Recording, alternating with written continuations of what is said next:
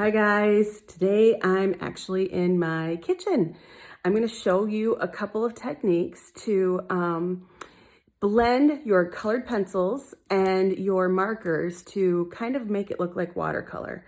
At the end of this video, I'm going to show you a couple of worksheets and step-by-step pictures to draw tulips, because 'tis the season, spring break, Easter, and they will give you step-by-step ideas on how to draw tulips. But I wanted to show you how to use markers, which you should probably already have, or colored pencils with just some water or some petroleum jelly or coconut oil, and how you can blend them to make them look like they are painted like watercolor. Okay, so I'm gonna flip the camera around and we'll get started. Okay, so here's my kitchen. Here's my inspiration, these daffodils. Even though we're gonna draw tulips, these daffodils are kind of cool actually. So I've got my colored pencils, I've got my markers, I've got some water. I have coconut oil, but you don't have to use coconut oil. You could use some petroleum jelly. If you have Q-tips, great. If you have a brush, great. But if not, I'm going to show you how to use like a little ripped piece of paper towel and use that kind of as a brush. So, all right, let's get started. So here are a couple examples. So these two right here, the purple and blue, are colored pencil. I mixed and colored the purple and blue together. So I started out with a little bit of purple and I literally added the blue in between there. And then I blended it with a little bit of petroleum jelly and I just put it on my finger, but this is where you could use coconut oil too. And what it does is it smooths out your lines. So with colored pencil, if you don't press very hard, the lines show quite a bit. And this blended it together to give it a little watercolor look. This right here, I did it just with heavy lines and one color. So you could see, I will actually do another example right next to it because I haven't done it with the coconut oil to show you that coconut oil would work. I'm sure if you didn't have either of those things, if you had some chapstick, maybe some Crisco, whatever you have that's pretty clear and oily around the house would probably work. So now I'm just going to rub a little bit of coconut oil on the Q-tip. You could still use your finger if you wanted to.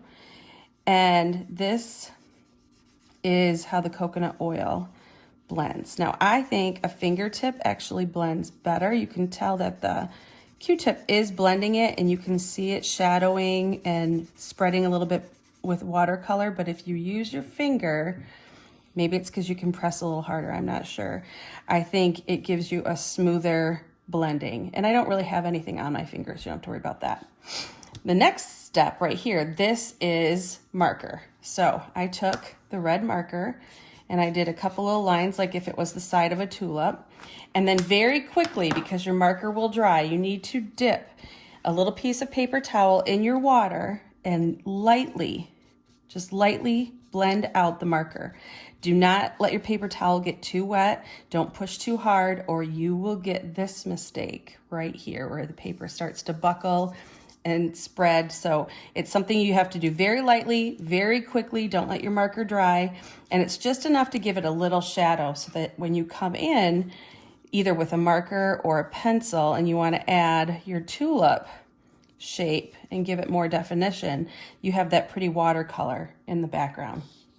And I just wanted to show you this design down here.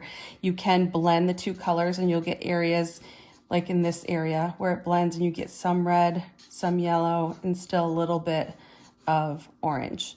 So there's some techniques for using your markers, water, and using your colored pencils and some petroleum jelly or oil. And hopefully it'll make your drawings look absolutely fantastic. So coming up next, I will show you the step-by-step on how to draw those tulips. Okay, so here's the first tulip. We're going to do 3. This one, you start out by drawing kind of a rounded rectangle. And then you put in 2 lines in the middle, kind of touching in the center, where your petals would overlap. And then at the very top is where you would add a rounded part to connect the top of the tulips and add like a 3rd petal. This design, you're more doing an oval with a flat circle on top, and then you're adding in a couple of petal lines into the center of the oval. And then you'll also have to erase your circle and add that fourth petal on the very top. Don't forget your stems and your leaves, of course. Last but not least, this you're kind of making an egg shape. And again, for all of these, sketch lightly so you can go back and erase, but then you will start to add a second egg shape in the center and then overlap on the right, a third petal, filling in at the top for those shadow petals at the very top right. Most importantly, I hope you're getting some time outside in the sunshine.